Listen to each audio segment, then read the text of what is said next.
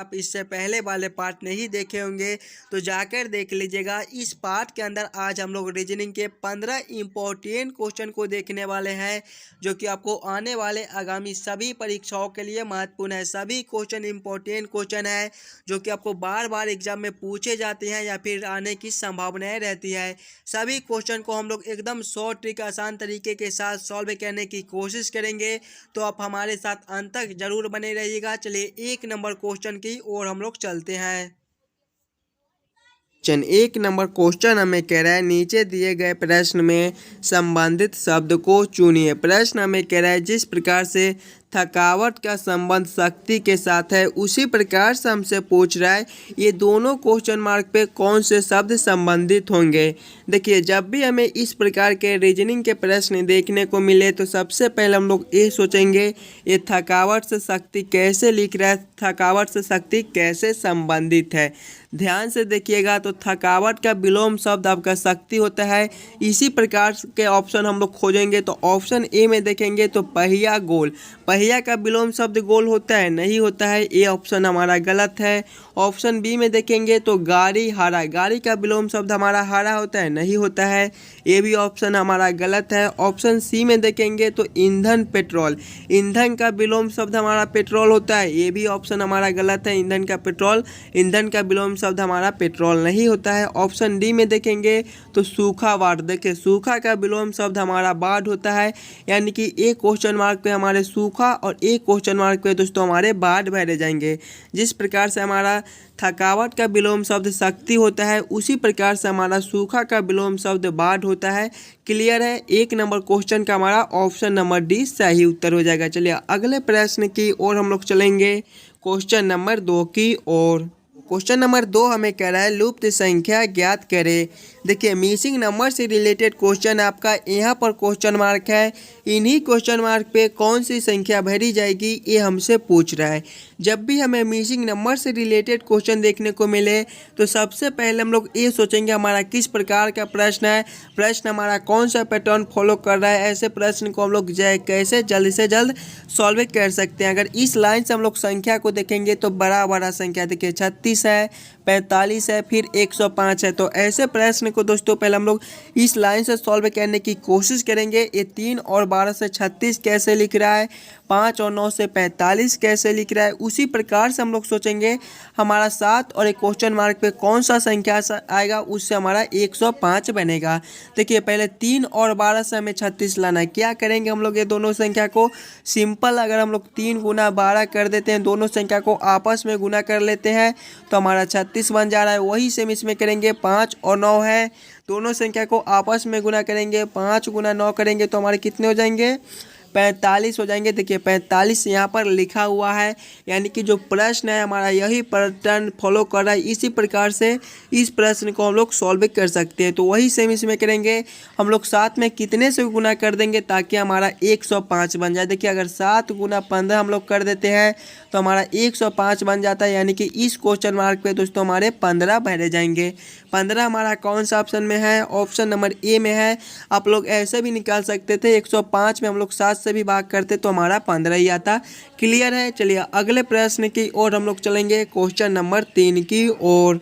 Question number 3 हमें कह रहा है एक विशिष्ट कोड भाषा में राम को 160 तथा सन को 270 लिखा जाता है। इस कोड भाषा में बस को किस प्रकार लिखा जाएगा, ये हमसे पूछ रहा है। कोडिंग डिकोडिंग से रिलेटेड क्वेश्चन आपका इस प्रकार के भी प्रश्न आपको एग्जाम में आते रहते हैं, तो आप लोग खुद से ज़रूर कोडिंग करने की कोशिश कीजिएगा कि बस का कोड कितना होगा। जब भी हमें इस प्रकार के कोडिंग डिकोडिंग से रिलेटेड क्वेश्चन देखने को मिले तो सबसे पहले हम लोग ये सोचेंगे ए राम से 160 कैसे लिख रहा है, सन से 270 कैसे लिख रहा है। उसी प्रकार से हम लोग सोचेंगे हमारा बस से कौन सा संख्या बनेगा। देखिए, पहले राम को हम लोग ले लेंगे तो राम हमारे RAM से मिलकर बनते हैं। ध्यान से देखिएगा और समझने की कोशिश कीजिएगा। हम लोग RAM से 160 कैसे ला सकते हैं। अगर ABCD के क्रमानुसार देखेंगे तो RA जो है वो हमारे 18वें नंबर पर आते हैं, A हमारे पहले नंबर पर आते हैं और M हमारे 13वें नंबर पर आते हैं। अगर सभी संख्या को आपस में जोड़ ले 18 + 1 करेंगे तो 19, 19 प्लस 12 करेंगे तो हमारे कितने हो जाएंगे 32 हो जाएंगे। लेकिन यहाँ पे देखिए 160 लिखा हुआ है। 32 से कोई तरीका है कि हम लोग 160 ला सकते हैं? अगर 32 में देखिए 5 से गुना कर देंगे तो हमारा 160 बन जाएगा। यानी कि हम लोग राम के साथ क्या क्या किए हैं, राम के सभी अक्षर को आपस में जोड़ लिए हैं और उसमें 5 से गुना किए हैं। तो वही सेम हम लोग सन के भी साथ करेंगे। सन हमारे एस यू एन से मिलकर बनते हैं। ए बी सी डी के क्रमानुसार देखेंगे तो एस हमारे 19वें नंबर पर आते हैं, यू हमारे 21वें नंबर पर आते हैं और एन आपका 14वां नंबर पर आता है। आप लोग सभी को अक्षर को याद कर लीजिएगा कि कौन कितने नंबर पर आता है, ये भी आपके लिए इम्पोर्टेंट है। सभी को आपस में जोड़कर देखेंगे। 19 प्लस 21 करेंगे तो हमारे 40 और 40 प्लस 14 करेंगे तो कितने हो जाएंगे 54 हो जाएंगे। और इसमें देखिए सभी संख्या को आपस में जोड़ने के बाद क्या किए थे कि 5 से गुना कर दिए थे। तो वही सेम इसमें करेंगे, इसमें अलग नहीं करेंगे, वही करना है। 54 गुना 5 करेंगे तो हमारे कितने हो जाएंगे 270 हो जाएंगे। देखिए 270 हमारा यहाँ पर लिखा हुआ है। यानी कि इसी प्रकार से इस प्रश्न को हम लोग सॉल्व कर सकते हैं। तो वही सेम हम लोग बस के साथ करेंगे। बस हमारे बी यू एस से मिलकर बनते हैं। ए बी सी डी के क्रमानुसार देखेंगे तो बी हमारे दूसरे नंबर पर आते हैं, यू हमारे 21वें नंबर पर आते हैं और एस ए जो है आपका 19वां नंबर पर आता है। सभी को आपस में जोड़ लीजिएगा। 2 प्लस 21 करेंगे तो 23, 23 प्लस 19 करेंगे तो हमारे 42 हो जाएंगे। और 42 गुना 5 करेंगे। देखिए सभी में 5 से गुना किए थे जोड़ने के बाद, तो इसमें भी 5 से गुना करना है। 42 गुना 5 हमारे कितने होते हैं 210 होते हैं। 210 हमारा कौन सा ऑप्शन में दिया गया है, देखिए 210 होते हैं।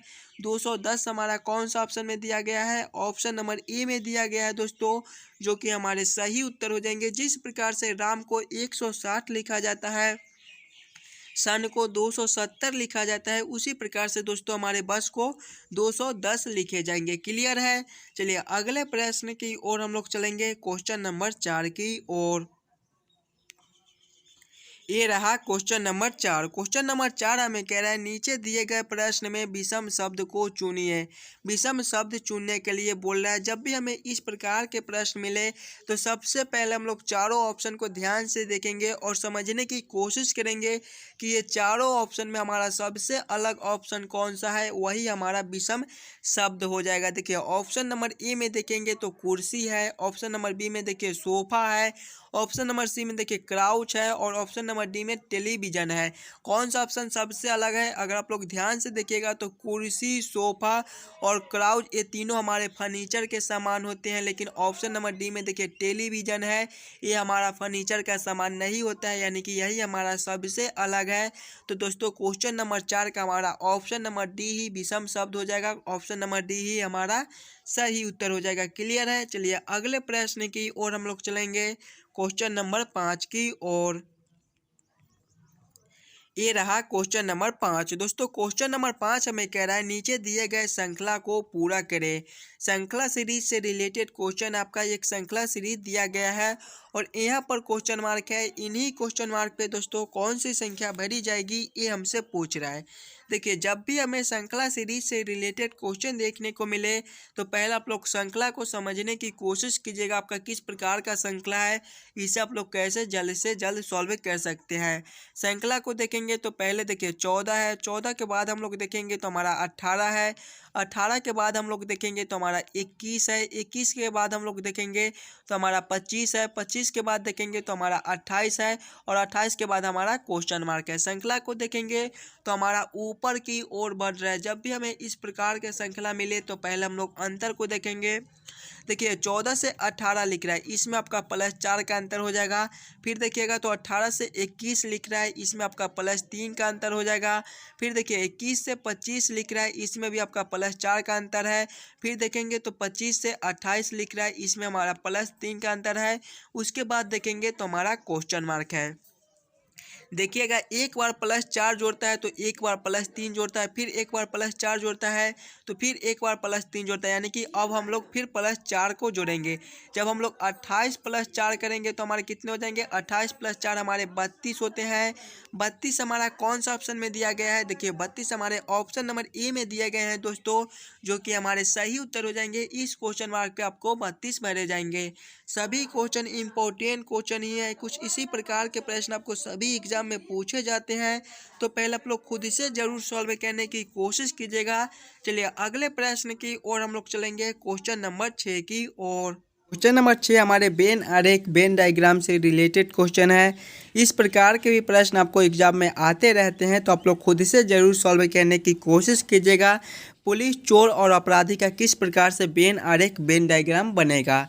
देखिए पुलिस है, चोर है, अपराधी है, बस इन्हीं तीनों में हमें सोचना है कौन किसके साथ संबंधित है, कौन किसके अंदर आ सकता है। देखिए अपराधी है, अपराधी के अंदर ही हमारे चोर आते हैं। चोर डकैत जितने भी होते हैं वो सारे हमारे अपराधी होते हैं और ये अपराधी के अंदर ही आते हैं। तो पहले हम लोग अपराधी के लिए एक गोला बना लेंगे, अपराधी के अंदर ही हमारे चोर आ जाएंगे। उसके बाद देखिए पुलिस है, तो पुलिस हमारे दोनों से अलग होते हैं। बहुत सारे स्टूडेंट करेंगे कि पुलिस चोर और अपराधी को पकड़ते हैं, तो पुलिस के अंदर चोर और अपराधी को रख देंगे, ये गलत हो जाएगा। पुलिस हमारा सुरक्षा करता है, ये दोनों से अलग है, तो पुलिस को हम लोग अलग कर देंगे। इसका वेन आरेख कुछ इस प्रकार से बनेगा। इस प्रकार का वेन आरेख कौन सा ऑप्शन में दिया गया है, ऑप्शन नंबर ए में दिया गया है, जो कि हमारे सही उत्तर हो जाएंगे। दोस्तों क्वेश्चन नंबर 6 का हमारा ऑप्शन नंबर ए सही उत्तर हो जाएगा। चलिए अगले प्रश्न की ओर हम लोग चलेंगे, क्वेश्चन नंबर 7 की ओर। ये रहा क्वेश्चन नंबर 7। दोस्तों क्वेश्चन नंबर 7 हमारे नंबर एनालॉजी रीजनिंग के प्रश्न है। इस प्रकार के भी प्रश्न आपको एग्जाम में आते रहते हैं, तो आप लोग खुद से ज़रूर सॉल्व करने की कोशिश कीजिएगा कि ये क्वेश्चन मार्क पे कौन सा संख्या भरा जाएगा। देखिए जब भी हमें नंबर एनालॉजी रीजनिंग के प्रश्न मिले, तो पहले हम लोग ये सोचेंगे 11 से 1331 कैसे लिख रहा है। उसी प्रकार से हम लोग सोचेंगे हमारा 12 से कौन सा संख्या बनेगा जो ये क्वेश्चन मार्क पे भरा जाएगा। जब भी हमें इस प्रकार के प्रश्न मिले, तो पहले आप लोग प्रश्न को पैटर्न को समझने की कोशिश कीजिएगा, कौन सा पैटर्न पर ये प्रश्न आपका सॉल्व होगा, कैसे ऐसे प्रश्न को हम लोग जल्द से जल्द सॉल्व कर सकते हैं। देखिए 11 से 1331 लाना है, क्या करेंगे 11 को, ताकि हमारा 1331 बन जाए। एकदम आसान सा प्रश्न है। अगर हम लोग 11 का क्यू कर देते हैं, तो 11 का क्यू हमारा 1331 होता है, आप लोग याद कर लीजिएगा। उसी प्रकार से हम लोग 12 का क्यू करेंगे। देखिए 12 का क्यू करेंगे तो हमारे कितने हो जाएंगे, 12 का क्यू हमारे 1728 होते हैं। 1728 हमारा कौन सा ऑप्शन में दिया गया है, देखिए ऑप्शन नंबर ए में आपका 1728 दिया गया, यानी कि इस क्वेश्चन मार्क पे दोस्तों हमारे 1728 भरे जाएंगे। क्लियर है। चलिए अगले प्रश्न की ओर हम लोग चलेंगे, क्वेश्चन नंबर 8 की ओर। दोस्तों ये रहा क्वेश्चन नंबर 8। क्वेश्चन नंबर 8 हमें कह रहा है, यदि एल का अर्थ गुना, एम का अर्थ भाग, पी का अर्थ जोड़ और क्यू का अर्थ घटाव हो, तो दिए गए समीकरण का मान ज्ञात कीजिए। देखिए एक समीकरण दिया गया है 16p 24m 8q 6m 2l 3 बराबर क्वेश्चन मार्क। इन्हीं क्वेश्चन मार्क पे दोस्तों कौन सी संख्या भरी जाएगी, ये हमसे पूछ रहा है। जब भी हमें इस प्रकार के प्रश्न मिले, तो आप लोग प्रश्न को एक बार फिर से पढ़िए और समझने की कोशिश कीजिएगा कि आपको प्रश्न क्या कर रहा है। देखिए प्रश्न कह रहा है कि यदि एल का अर्थ गुना, यानी कि जहाँ पर एल है वहाँ पे हम लोग गुना को रखेंगे, यहाँ पर हमारा एल है तो यहाँ पर हम लोग गुना को रखेंगे। एम का अर्थ भाग है, एम कहाँ पर है, यहाँ पर हम लोग भाग को रखेंगे। पी का अर्थ हमारा जोड़ है, यानी कि जहाँ पर हमारा पी है वहाँ पे हम लोग जोड़ को रखेंगे, यहाँ पर हम लोग जोड़ को रखेंगे। क्यू का अर्थ क्या है, देखिए क्यू का अर्थ घटाव है, जहाँ पे क्यू है वहाँ पे हम लोग घटाव को रखकर इस समीकरण को हल कर लेंगे।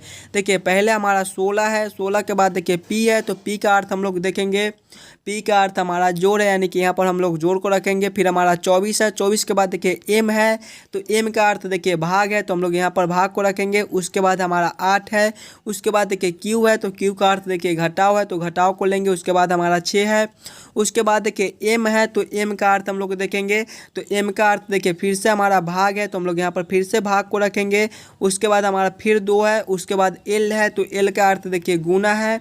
उसके बाद देखिए हमारा 3 है।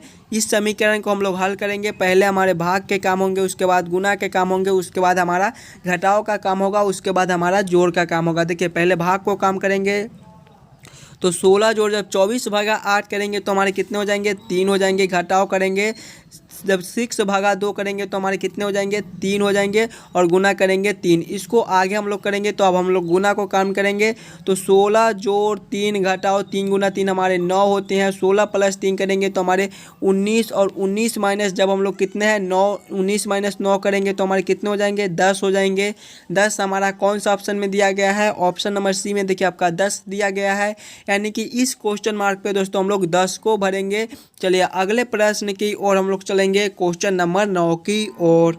नंबर 9 हमें कह रहा है नीचे दिए गए अक्षर श्रृंखला को पूरा करें। अक्षर श्रृंखला से रिलेटेड क्वेश्चन दिया गया है। जब भी हमें अक्षर श्रृंखला से रिलेटेड क्वेश्चन मिले तो पहले हम लोग अक्षर श्रृंखला को ध्यान से देखेंगे और समझने की कोशिश करेंगे कि हम लोग इसका किस प्रकार से खंड बनाएंगे ताकि हमारा प्रश्न जल्दी से जल्द सॉल्व हो जाए। जब भी हमें अक्षर श्रृंखला से रिलेटेड क्वेश्चन मिले तो ऐसे प्रश्न को हम लोग पहले छोटे छोटे खंड बना लेते हैं। किस प्रकार से इसका खंड बनाएंगे ताकि हमारा प्रश्न जल्द से जल्द सॉल्व हो जाए। देखिए ए है, ए के बाद हमारा खाली स्थान है, फिर बी है, बी के बाद डबल ए है, खाली स्थान है, बी है, डबल ए है, खाली स्थान है, बी है, फिर हमारा ए है। देखिए ए के बाद हमारा खाली स्थान है, अगर इस वाले खाली स्थान पे हम लोग बी को भर देते हैं तो ए डबल बी ए, यहाँ तक हम लोग एक खंड बना लेंगे। आगे देखेंगे तो उसी प्रकार से हमारा ए है, उसके बाद खाली स्थान है, फिर हमारा बी है। अगर इस वाले खाली स्थान पे फिर से हम लोग बी को भर देते हैं तो ए डबल बी, यहाँ तक एक हमारा एक और खंड बन जाएगा। आगे देखेंगे तो हमारा ए है, उसके बाद खाली स्थान है, उसके बाद देखिए हमारा बी ए है। अगर इस वाले खाली स्थान पे हम लोग फिर से बी को भर देते हैं तो देखिए ए डबल बी ए हमारा एक खंड ए बन जाएगा। किस प्रकार का हमारा खंड बनता है, देखिए A double B A double B A double B A, यानी कि हमारा खंड सही बन है। हम लोग क्या क्या भरे हैं, पहले हम लोग बी को भरे हैं, फिर हम लोग बी को भरे हैं, फिर हम लोग बी को भरे हैं। कौन सा ऑप्शन में 3 बी दिया गया है, देखिए 3 को भी हमारे ऑप्शन नंबर बी में दिए गए हैं जो कि हमारे सही उत्तर हो जाएंगे। क्वेश्चन नंबर 9 का दोस्तों हमारा ऑप्शन नंबर बी सही उत्तर हो जाएगा। चलिए अगले प्रश्न की ओर हम लोग चलेंगे, क्वेश्चन नंबर 10 की ओर। ये रहा क्वेश्चन नंबर 10। क्वेश्चन नंबर 10 हमें कह रहा है कौन सा उत्तर आकृति प्रश्न आकृति को पूरा करेगा। देखिए यहाँ पर एक प्रश्न आकृति दिया गया है और यहाँ पर क्वेश्चन मार्क है। हमसे पूछ रहा है कि इन्हीं क्वेश्चन मार्क पे कौन सी आकृति भरी जाएगी, ये हमसे पूछ रहा है। जब भी हमें इस प्रकार के प्रश्न मिले तो पहले हम लोग इन तीनों आकृति को ध्यान से देखेंगे और समझने की कोशिश करेंगे ये तीनों आकृति किस प्रकार से संबंधित है। देखिए पहले आकृति को देखेंगे तो इसका तीर का चिन्ह जो इस साइड है, इसका इस साइड है और इसका इस साइड है, और इसमें देखेंगे तो जस्ट इसका उल्टा हो गया। अब इसका जो तीर का चिन्ह इधर था तो इधर आ गया है, और इधर देखिए इधर वाले तीर का चिन्ह इधर आ गया है, और जो इसका इधर तीर का चिन्ह था सो इधर आ गया। उसी प्रकार से हम लोग इसमें इस प्रकार का तीर का चिन्ह है, पहले इस प्रकार का, उसके बाद इधर और उसके बाद इधर, यानी कि सीधे वाले तीर का चिन्ह हमारे इस प्रकार से हो जाएंगे। उसके बाद देखेंगे तो हमारे ऐसे है तो अब हमारा इधर तीर का चिन्ह हो जाएगा, ये इधर वाला का हमारा इधर हो जाएगा। उसके बाद हमारा ऐसे है तो ऐसे वाले जो इधर है वो हमारे इधर हो जाएंगे। तो इस प्रकार का आकृति कौन सा ऑप्शन में है, ऑप्शन नंबर डी में देखिए इस प्रकार का आकृति दिया गया है। क्वेश्चन नंबर 10 का हमारा ऑप्शन नंबर डी दोस्तों सही उत्तर हो जाएगा। चलिए अगले प्रश्न की ओर हम लोग चलेंगे, क्वेश्चन नंबर 11 की ओर। क्वेश्चन नंबर 11 हमें कह रहा है यदि कश्मीर को 81 42 75 दिन लिखा जाता है तो उस कोड लिपि में रिस्म हक को कैसे लिखा जाएगा, ये हमसे पूछ रहा है। देखिए कोडिंग डिकोडिंग से रिलेटेड क्वेश्चन है। इस प्रकार के भी प्रश्न आपको एग्जाम में आते रहते हैं तो आप लोग खुद से ज़रूर सॉल्व करने की कोशिश कीजिएगा। देखिए जब भी हमें इस प्रकार के प्रश्न मिले तो सबसे पहले हम लोग ये देखेंगे कश्मीर से 81 42 75 3 कैसे लिख रहा है। कश्मीर देखिए हमारा KASHMIR से मिलकर बनता है। अगर इसका कोड देखेंगे तो 81 42 75 3 है। देखिए 81 42 75 3 इसका कोड है, यानी कि के का कोड 8 है, ए का कोड 1 है, एस का कोड 4 है, एच का कोड 2 दिया गया है, एम का कोड 7 है और आई का कोड 5 है, और इधर देखिए आर का कोड 3 हो जाएगा। उसी प्रकार से देखिए RIMSHAN लिखा हुआ है। इधर हम लोग देखेंगे तो पहले हमारा आर है तो आर का कोड देखिए यहाँ पर 3 है तो हम लोग 3 को ले लेंगे। उसके बाद हमारा आई है तो आई का कोड देखेंगे, देखिए आई का कोड हमारा 5 है तो 5 को ले लेंगे। उसके बाद देखिए एम है तो एम का कोड देखिए 7 है तो हम लोग 7 को ले लेंगे। उसके बाद देखिए हमारा एस है, एस का कोड देखेंगे, एस का कोड देखिए 4 है तो 4 को लेंगे। उसके बाद हमारा एच है तो एच का कोड देखिए 2 है तो 2 को लेंगे। उसके बाद देखिए हमारा ए है तो ए का कोड हमारा 1 है तो हम लोग 1 को लेंगे। उसके बाद हमारा एन है तो एन का कोड हम लोग देखेंगे।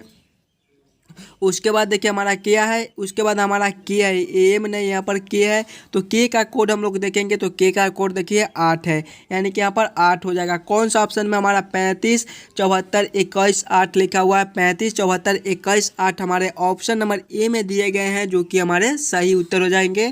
क्वेश्चन नंबर 11 का दोस्तों हमारा ऑप्शन नंबर ए सही उत्तर हो जाएगा। चलिए अगले प्रश्न की ओर हम लोग चलेंगे, क्वेश्चन नंबर 12 की ओर। क्वेश्चन नंबर 12 हमें कह रहा है नीचे दिए गए प्रश्न में विषम संख्या को चुनिए। देखिए प्रश्न हमें कह रहा है कि ये चारों ऑप्शन में सबसे अलग ऑप्शन कौन सा है, वही हमारा विषम संख्या हो जाएगा। जब भी हमें इस प्रकार के प्रश्न मिले तो पहले हम लोग चारों ऑप्शन को ध्यान से देखेंगे और समझने की कोशिश करेंगे कि चारों ऑप्शन में हमारा कौन सा सबसे अलग ऑप्शन दिया गया है। देखिए ऑप्शन नंबर ए में देखेंगे तो 341 है। ऑप्शन नंबर बी में देखिए 342 है। ऑप्शन नंबर सी में 810 है। ऑप्शन नंबर डी में हमारा 405 है। अगर आप लोग ध्यान से देखिएगा 341 को, तो 341 हमारे 3 4 और 1 से मिलकर बनते हैं। सभी संख्या को आपस में जोड़ेंगे 341 का, तो 3 + 4 करेंगे तो 7 और 7 + 1 करेंगे तो हमारा 8 बनता है। उसी प्रकार से ऑप्शन बी में देखिए 342 है। 342 के सभी संख्या को आपस में जोड़ेंगे तो 342 हमारे 3 4 और 2 से मिलकर बनते हैं। 3 + 4 करेंगे तो 7, 7 + 2 करेंगे तो हमारे 9 हो जाएंगे। उसी प्रकार से ऑप्शन सी में देखेंगे तो हमारा 810 है। 810 हमारे 8 1 और 0 से मिलकर बनता है। सभी संख्या को आपस में जोड़ेंगे, 8 + 1 करेंगे तो 9, 9 + 0 करेंगे तो 9 ही रहेगा। उसी प्रकार से ऑप्शन डी को देखिए, ऑप्शन डी में हमारा 405 दिया गया है। 405 हमारे 4 0 और 5 से मिलकर बनते हैं।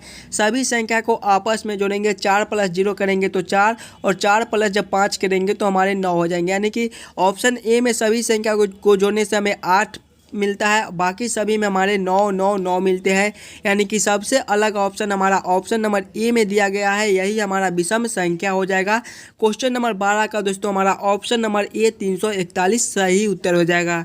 चलिए अगले प्रश्न की ओर हम लोग चलेंगे, क्वेश्चन नंबर 13 की ओर। ये रहा क्वेश्चन नंबर 13। क्वेश्चन नंबर 13 दोस्तों हमारे कथन निष्कर्ष से रिलेटेड क्वेश्चन है। इस प्रकार के भी प्रश्न आपको एग्जाम में आते रहते हैं, तो आप लोग खुद से पहले ज़रूर सॉल्व करने की कोशिश कीजिएगा। जब भी हमें इस प्रकार के प्रश्न मिले तो पहले हम लोग कथन को ध्यान से पढ़ेंगे और समझने की कोशिश करेंगे कि कथन हमें क्या कह रहा है। देखिए कथन 1 को देखेंगे तो कथन 1 हमें कह रहा है कुछ आसमान नीले होते हैं। क्या बोल रहा है? कुछ आसमान नीले होते हैं, यानी कि इसको हम लोग ऐसे कर सकते हैं, कुछ आसमान हमारे नीले होते हैं।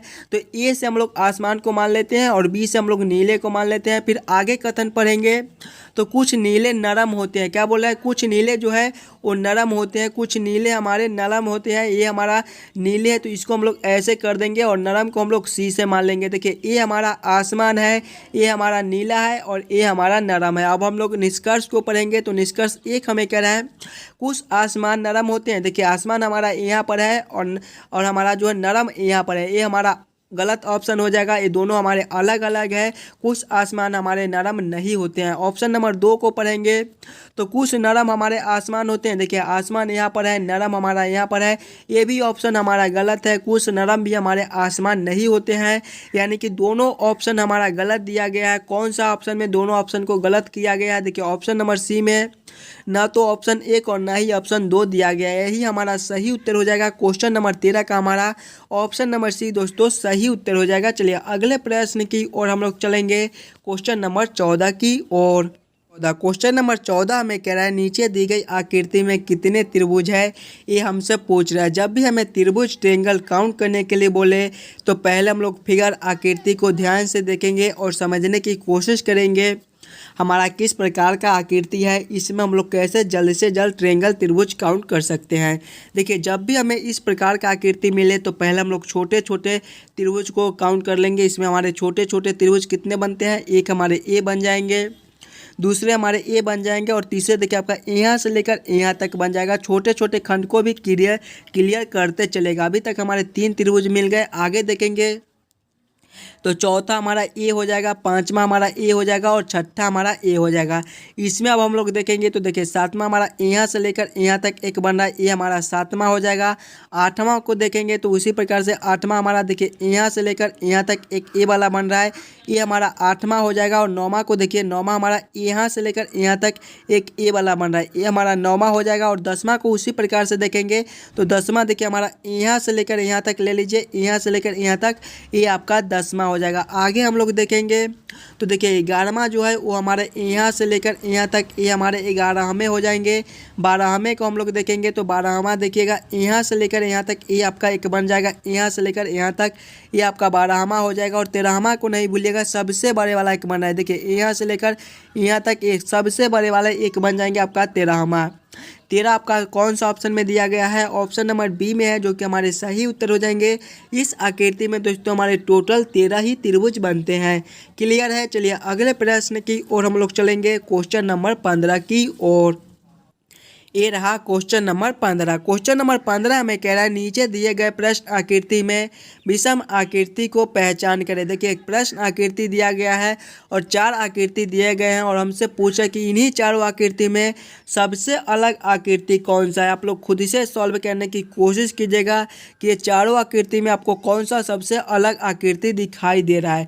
ध्यान से देखेंगे आकृति ए को तो देखिए पहले हमारा गोला है और गोला के अंदर हमारा त्रिभुज है और इधर नीचे देखिए अब त्रिभुज के अंदर गोला दिया गया है। उसी प्रकार से ऑप्शन बी में देखेंगे तो पहले हमारा चतुर्भुज के अंदर एक इस प्रकार का दिया गया आकृति और उसके अंदर देखिए अब जो ऊपर वाले आकृति थे सो अंदर आ गए हैं और अंदर वाले आकृति बाहर आ गए हैं। उसी प्रकार से सी में देखेंगे तो जो ऊपर वाला आकृति है बाहर वाला आकृति सो अंदर है अभी, और इसमें देखिए अंदर वाला आकृति बाहर और बाहर वाला आकृति अंदर दिया गया है।